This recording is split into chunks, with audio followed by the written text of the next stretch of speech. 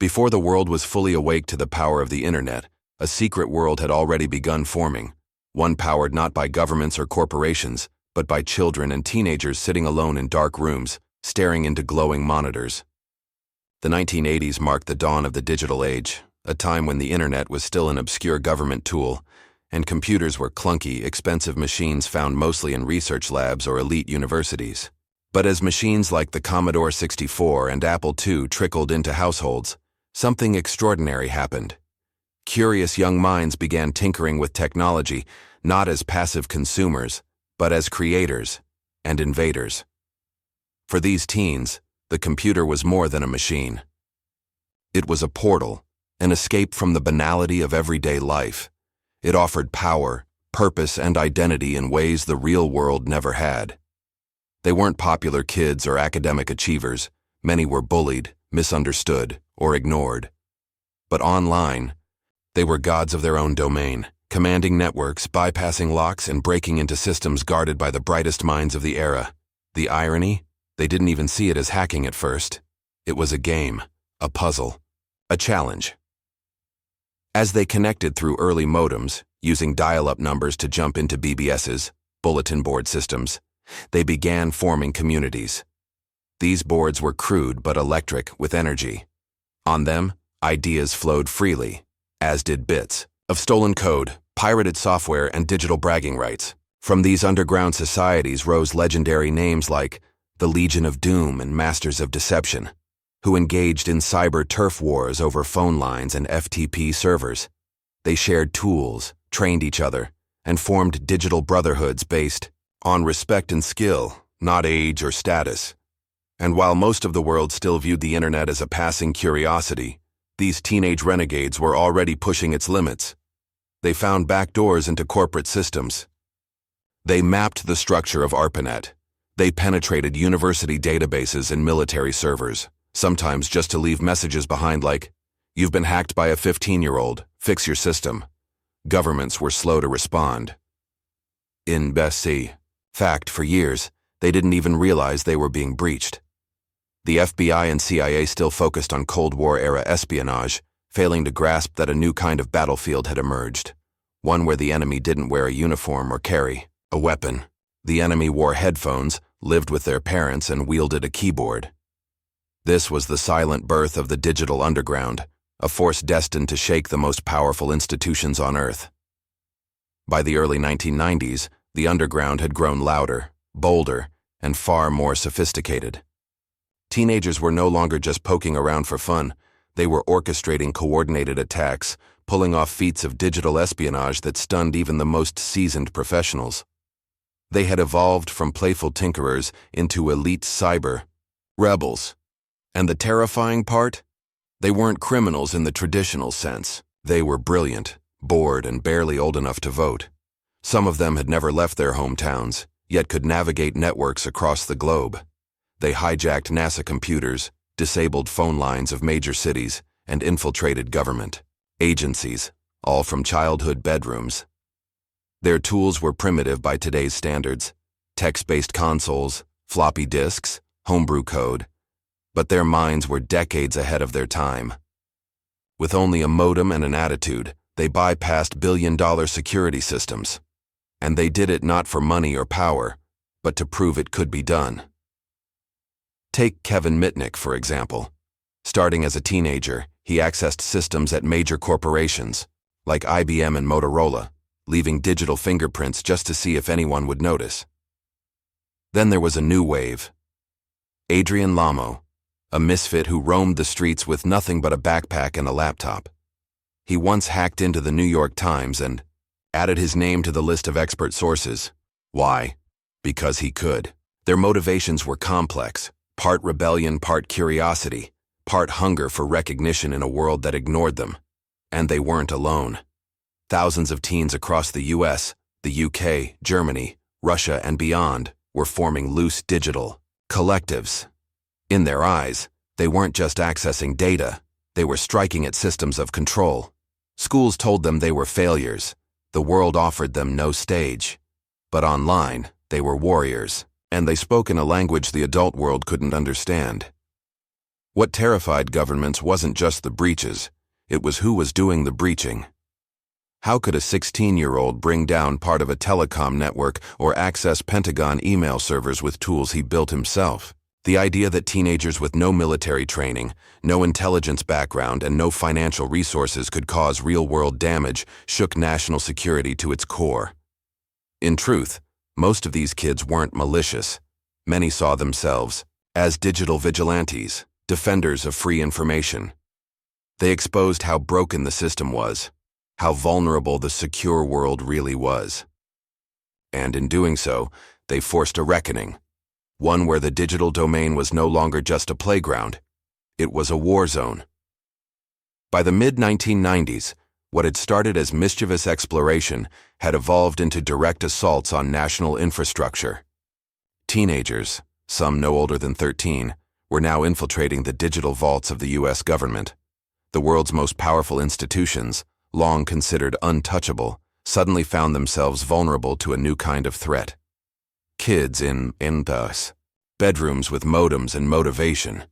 They weren't armed with bombs or guns. They had curiosity, time, and a deep understanding of flawed security protocols.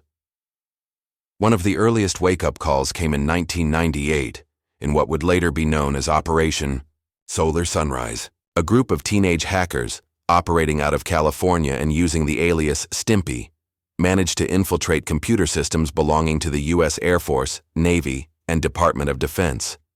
Authorities initially suspected Iraqi operatives because of the timing during rising tensions in the Middle East. But the real culprits turned out to be high school kids using commercial internet lines and publicly available hacking tools.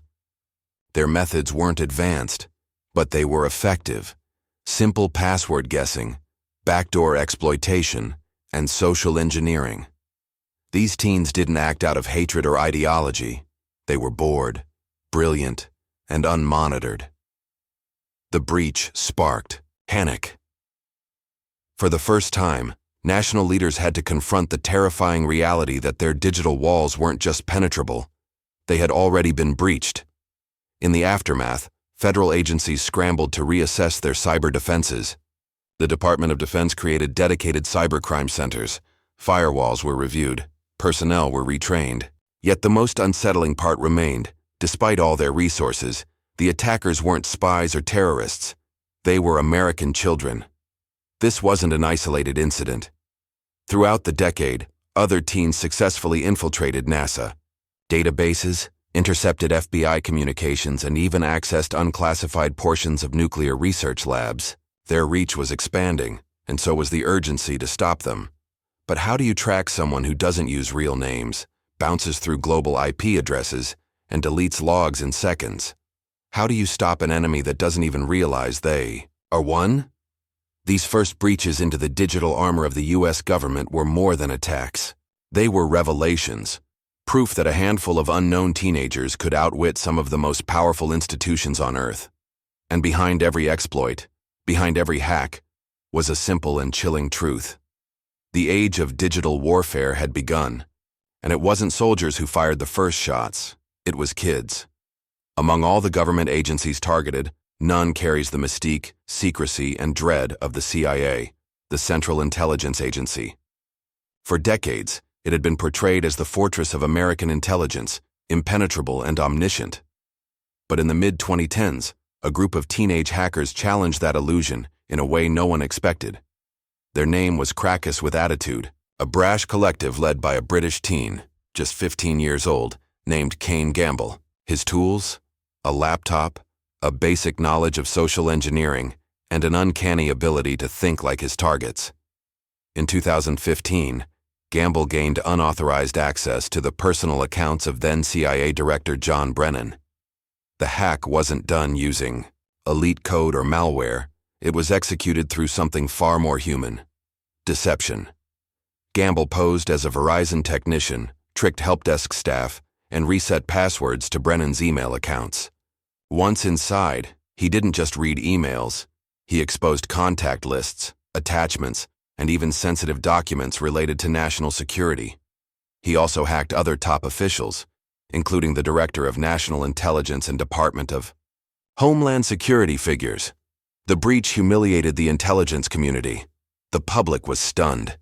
How could a teenager, who lived in a modest home in Leicestershire, England, bypass the privacy of the CIA director using publicly listed numbers and clever lies? The answer wasn't just a flaw in cybersecurity. It was a flaw in trust, in bureaucracy, and in human behavior. For a time, the government downplayed the incident. Reports were vague. Official statements called it unauthorized access to personal accounts rather than a full-blown cyber espionage scandal. But behind the scenes, the panic was real. Investigators raced to understand how deep the breach went. Questions swirled. Was Gamble working alone? Was he a puppet for a foreign actor? Could more have been compromised? In truth, Gamble wasn't a terrorist or spy. He was a teenager who wanted to embarrass the powerful and reveal how flawed the system was. He did it for attention, for justice, and perhaps for a twisted sense of fun. When he was finally caught and tried, the judge admitted that he had seriously impacted the work of U.S. intelligence and sentenced him to 2 years in a youth detention center. The incident sent a shockwave through Washington. It revealed that even the CIA could fall to simple manipulation. It reminded the world that cyber threats don't always come from nation-states or rogue generals. Sometimes, they come from a teenage boy, alone in his bedroom, who just wanted to prove that giants can bleed. The hacks sent tremors through the highest levels of power. In dark conference rooms filled with suit-clad intelligence officers and digital forensics experts, one question echoed louder than the rest. How did this happen? The embarrassment was profound. Teenagers, untrained, unsponsored, and often unsupervised, had penetrated the digital core of the U.S. government. But beyond embarrassment lay something more alarming: vulnerability. These weren't isolated incidents. These were signs of a systemic blind spot.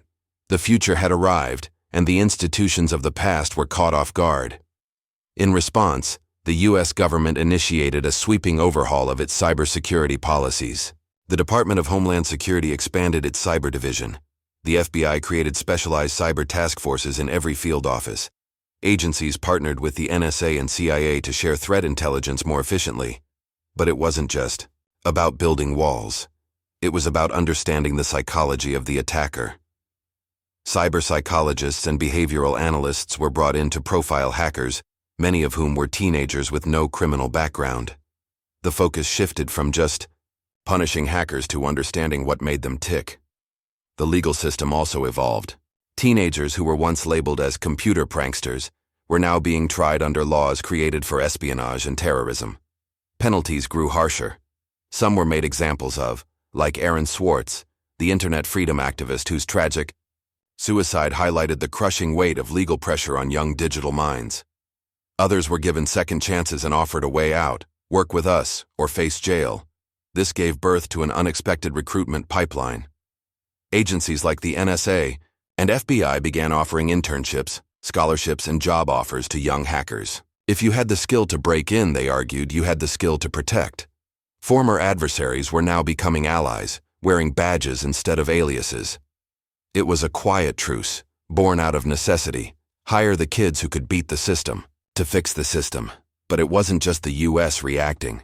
Nations around the world, witnessing these events, followed suit. Cybersecurity became a matter of national defense, not just IT policy. Firewalls were upgraded, zero-trust architectures introduced, and ethical hacking was legitimized as a career. The teenagers who once exposed weaknesses were now being called heroes, or at least necessary evils. Still, beneath the reforms lay a sobering truth. No amount of technology could fully guard against human error. And no amount of bureaucracy could match the raw creativity of a 16-year-old with an internet connection and something to prove. As the dust settled and headlines blared, the public was left to process a surreal reality. The CIA, the very embodiment of secrecy and power, had been outwitted by kids. The media devoured the story. Front pages featured teenage hackers like Kane Gamble, alongside terms like cyber terrorist, boy genius, and digital vigilante. But the narratives were split. Was this a cautionary tale of criminal genius, or a tragic story of youth lost in a war between ideals and institutions? Hollywood pounced. Films like Hackers, 1995, and War Games, 1983, were re-watched, recontextualized, and reimagined. These weren't just fictional fantasies anymore. They felt like prophecies. Pop culture painted the teen hacker as a rebellious genius, a misunderstood anti-hero with a moral compass slightly askew. The keyboard became their weapon, the internet their battlefield. News channels and talk shows ran polarizing debates. Some saw the hackers as existential threats who needed to be locked away forever. Others, often from younger generations, viewed them as whistleblowers, exposing the rotting foundations of a crumbling digital empire.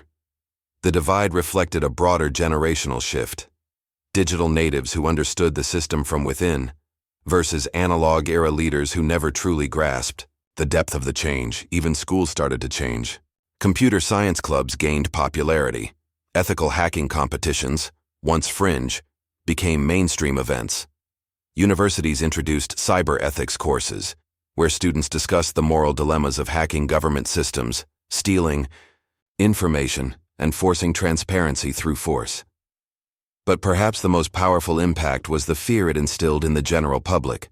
If the CIA could be hacked, who was safe? Parents looked at their children differently. Was their silent, hoodie-wearing teenager a gamer, or something more? Businesses rushed to review their cybersecurity protocols. Suddenly, everyone was asking the same question: could this happen to us?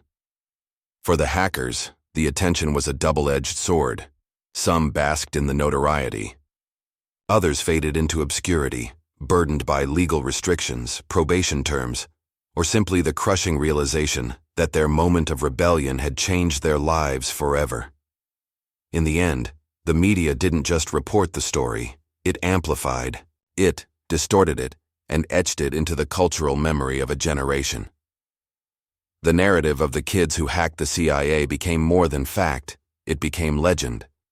A digital myth that reminded the world that in the information age, power doesn't lie in weapons or wealth, but in code.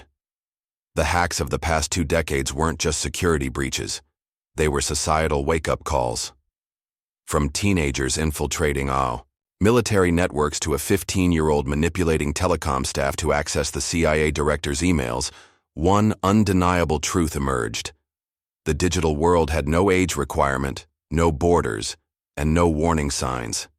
Governments, corporations, and individuals had to grapple with a haunting question. If the most protected systems on Earth could be compromised by a kid with a laptop, what did safety even mean anymore? The line between genius and criminal, protest and crime, activism and terrorism had blurred into a gray fog.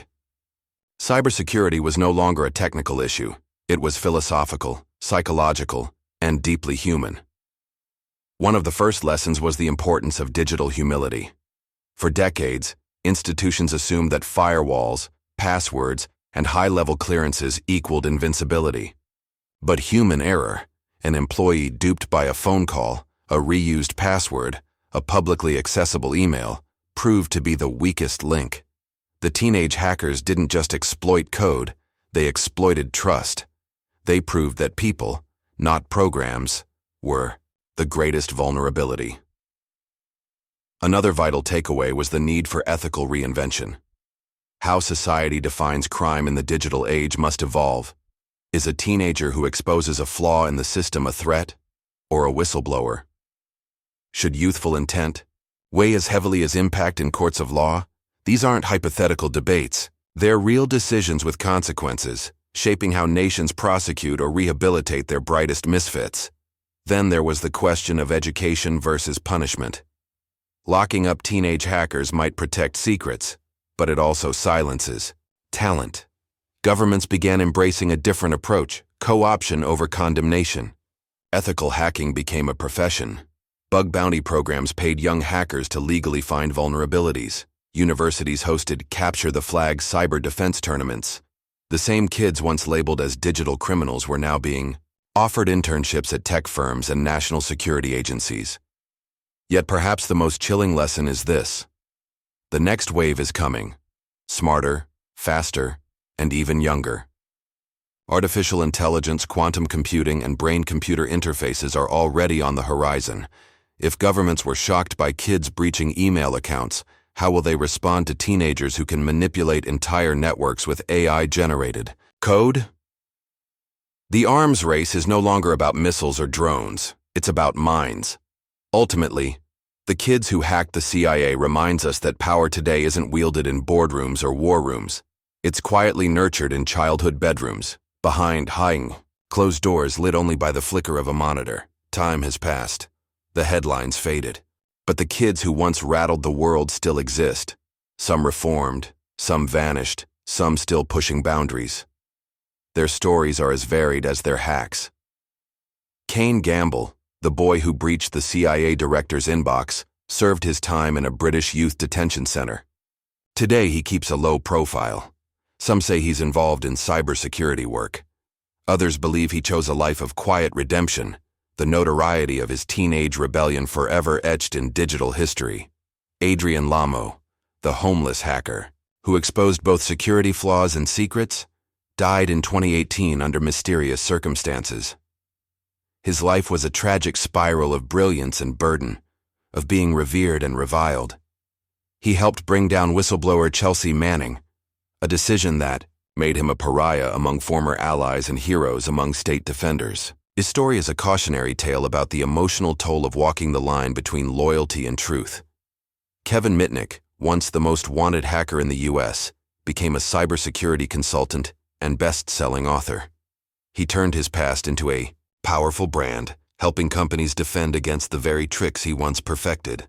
His redemption arc gave hope to other young hackers that transformation was possible. Many others disappeared into the shadows. Some joined intelligence agencies, their pasts sealed under national security agreements. Others moved to Silicon Valley, building startups, creating encryption tools, or consulting for big tech under strict NDAs. A few returned to the underground, operating in digital anonymity, perhaps watching, perhaps waiting. And the new generation? They're already here. 11-year-olds breaking into simulated voting machines at hacking conventions, 13-year-olds creating ransomware for school laptops. The cycle continues, but now the world is watching. The myth of the teenage hacker is no longer a novelty. It's a known threat, a legend, a legacy. As governments continue building digital walls and corporations scramble for defense, one enduring truth lingers. The greatest hackers weren't made in universities.